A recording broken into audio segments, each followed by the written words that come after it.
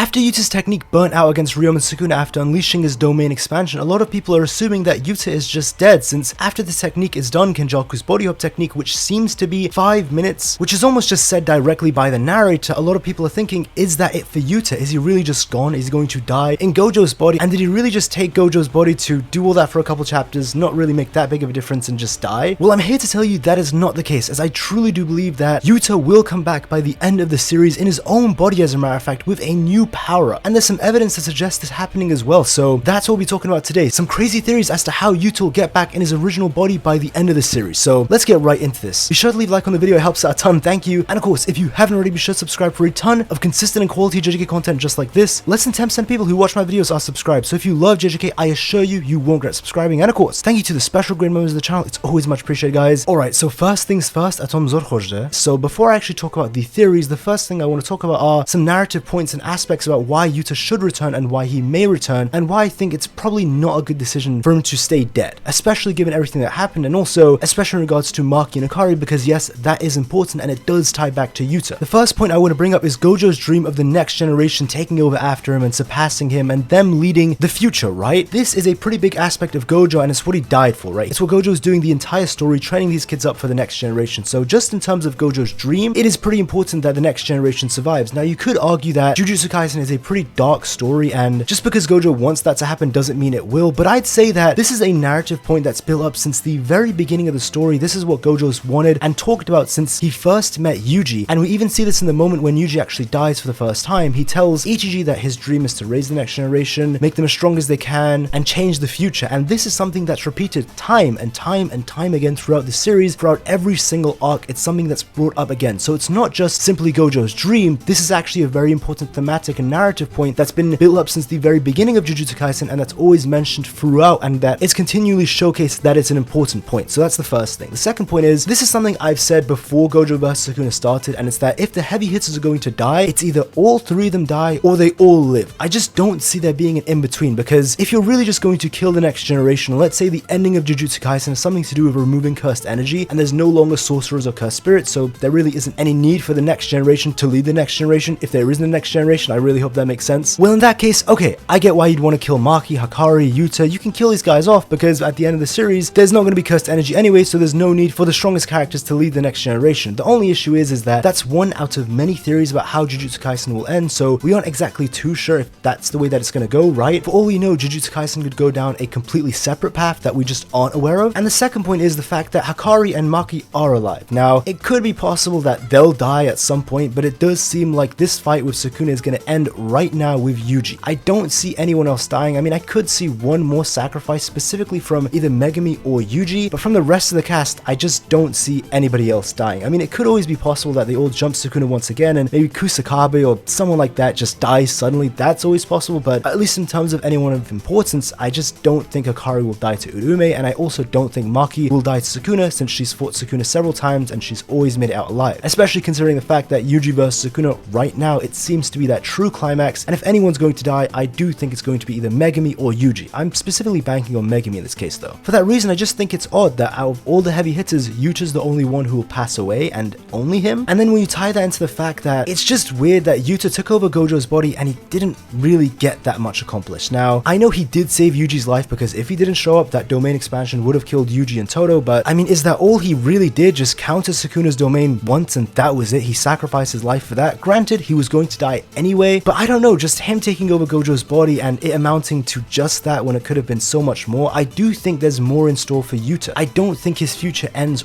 right here. That's what I'm thinking, because the ending that I think will happen is that the strongest characters of the next generation, all the students such as Akari, Yuji, Maki, and Yuta, I think they're actually going to lead the next generation of sorcerers and Jujutsu society, and I think Yuta will be a key role in that. And also the fact that Yuta technically hasn't died yet, so it's not like it would be a revival in a true sense or an ass pull. He's technically still alive, and in regards to some of these theories, if you do something to his body before he dies, then of course it wouldn't be like you're resurrecting him, simply you're just moving his body back to where it was. And now this is where I'll get into the next part of the video, the theories in regards to how Yuta may come back. The first theory has to do with simply Kenjaku's technique, the connections to it, why it may not end right away, and also it does involve Utahime, and Utahime will be important because she's capable of transferring Yuta's brain back to where it was. Now, as far as we know, Yuta's technique simply burnt out, so the technique, the body hop hop technique, it's still there. It's still active. It could be possible that while Yuta's experiencing technique burnout, Uyui grabs Yuta, teleports him back to Shoko, and Shoko, while the technique is still there, transfers Yuta's brain, which has the technique active, back into Yuta's own body while it's still active before it deactivates. Now, I'm not gonna lie, this is probably the biggest stretch of all. I do think Utahime will be important in all of the theories, but I'm simply listing off this possibility that I think may happen, and it's not like there would be no help either. Rika is still possessing Yuta's body, and she still can provide it with cursed energy and still help it out. She's haunting it, so in that aspect, Rika may actually assist Shoko and Yuta to put the brain back into Yuta's own body, because yes, Rika only haunts Yuta's body, right? Not Gojo's body, but something important to remember is that the brain inside of Gojo is Yuta's brain, so this should still be something that Rika recognizes as Yuta's, or that Rika would haunt because she can sense the cursed energy back from it. So if she does sense that the brain inside of Gojo's is Yuta, which she should be able to do, and senses that cursed energy, then Rika may assist Shoko in putting the brain back into Yuta's body. And just to clarify now, in any situation or any theory, if Yuta is able to get possession back to his own body, he won't just suddenly die because of the wounds that he suffered from Sukuna. As we see from his body, it's fully healed. Everything is completely fine. So as long as he gets his body back, yes, he will be alive. It's not like he'll suddenly die from the wounds from Sukuna, because those wounds have already been healed, and even the marks across his head we can see have been healed. The second theory is a binding vow between Rika and Yuta, or just specifically Rika and the universe, right? Rika could very easily make a binding vow to bring Yuta back to his original body, or to re-summon the soul of Yuta back to the body, or even bring the brain back in some way. Who knows what would happen? It could even tie into the first theory, and Shoko says it's not going to work, and Rika makes a binding vow to actually bring Yuta back into that body, and in exchange for Rika losing her life or sacrificing herself, we may get Yuta coming back. So of course this ties into a completely different theory that I've made, where I say that if Rika goes, Yuta will awaken his true power, right? He'll get all of his original cursed energy back that he actually sacrificed to create Rika, because it's not like you can create something out of nothing. Everything has a cost, and to create Rika, to tie her soul into that Shikigami, it did cost him a lot of cursed energy that permanently likely is gone for him. At least in my own opinion, that's what I think and theorize. So I do think that if Rika goes and Yuta gets his original power back that's been split between him and Rika, and also gets true access to his copy, you know, maybe he can just make another Shikigami that's weaker and doesn't take all of his cursed energy or power like Rika did, and in that situation, he can actually have that Shikigami be used as a storage, so something more similar to Geryuda and Yuki, how they had a more balanced sort of relationship where Geryuda was more so a support than anything. Maybe something like that, rather than just going 50-50. Now the next theory is a pretty wild one, but it could be possible that Yuta actually turns himself into a cursed object. Now, we still have no idea how people turn themselves into cursed objects, what the requirements are to this. I mean, we saw Sukuna do it in real time, and he did it in an instant, so whatever the process is, whatever the skill is, other sorcerers can't do it, such as other incarnated sorcerers. Angel said this themselves, and the only reason Sukuna was able to do it is because he's a genius who can copy anything that he sees once. So, because he's seen Kenjaku do it once in the past, he was able to copy it, but at the very least, the actual process itself only took him a second. So if Yuta's able to figure out how to turn himself into a cursed object somehow, perhaps he just figured it out in regards to Kenjaku, because remember, Sukuna isn't the only person who can copy everything. Yuta is also a copycat. It would just fit thematically and within his own character to be able to copy something like this. We still don't know the process behind it, so this is something that goes both ways. You can't easily claim that Yuta can just do this because we don't know what the requirements or conditions are, but you also can't claim that this is impossible and Yuta would never do this because we don't know what the requirements and conditions are. It goes both ways. So simply all I'm saying is it is a possibility, but it's really vague and we don't know that much about it. But at the very least, Sukuna, all he needed to do was see Kenjaku do it and he was able to copy the technique, implying that as long as you have the skill for it, you can do it at the very least. And once again, it's something that can be done in a couple seconds. So if Yuta really is on the verge of death, he can turn himself into a cursed object, and let's say he turns his finger or the 6 eyes or whatever body part he turns into a cursed object, they can feed that body part back to the corpse of Yuta, and Yuta's soul would go back into his own body. It's really convenient, and in this scenario, Yuta may even get the 6 eyes if what he ate was the 6 eyes, which turns into a cursed object. That, I will admit, is the biggest stretch of all. I mean, this theory in and of itself is a stretch, but simply all I'm saying is it's possible. And I just want to say that in terms of Yuta coming back, I really see this as being a 50-50 fix, because I can easily see GEGE just ending the story, Yuta died in Gojo's body, and simply that's that, because I know how GEGE writes. He really doesn't care that much about these things, and I really wouldn't put it past the man to just kill Yuta that way. I really wouldn't put it past him, but at the same time, there are also a lot of narrative points for Yuta to survive. There's a lot of theories on how he could survive, and the most important thing of all, Yuta simply is not dead yet. Until we actually see his corpse, until we see that it says that Yuta has passed away due to the technique burning out and he's just dead, then I will admit it becomes a lot less likely, if not pretty much confirmed, that Yuta's just gone. But as far as we know, Yuta has not yet passed. We saw that his body stopped functioning, but his brain was still working, and the entire time that his body stopped functioning, Yuta was conscious and he was maintaining the shards of his barriers from the domain clash. So yes, as of now, Yuta is conscious, active, and aware of everything. All I'm saying is, until we see him in the afterlife, or at least we see his corpse and we see it's confirmed the technique has fully burnt out and it's finished, or anything along those lines, he's still not dead, so there is a chance that he may come back, but if he doesn't, I also wouldn't be shocked either, given GEGE's nature. Paka paka. But let me know what you guys think in the comments down below. Do you think Yuta will come back in his body, or do you really think he's just dead? And if you enjoyed the video, be sure to leave a like, it helps out a ton, thank you. And of course, if you haven't already, be sure to subscribe for a ton of consistent and quality JJK content just like this. Like I said in the intro, less than 10% of people who watch my videos are subscribed, so if you love JJK, I assure you, you won't regret subscribing. And of course, thank you to all the channel members as well. It's always much appreciated, guys. But that's all from me. Have a great day and take care.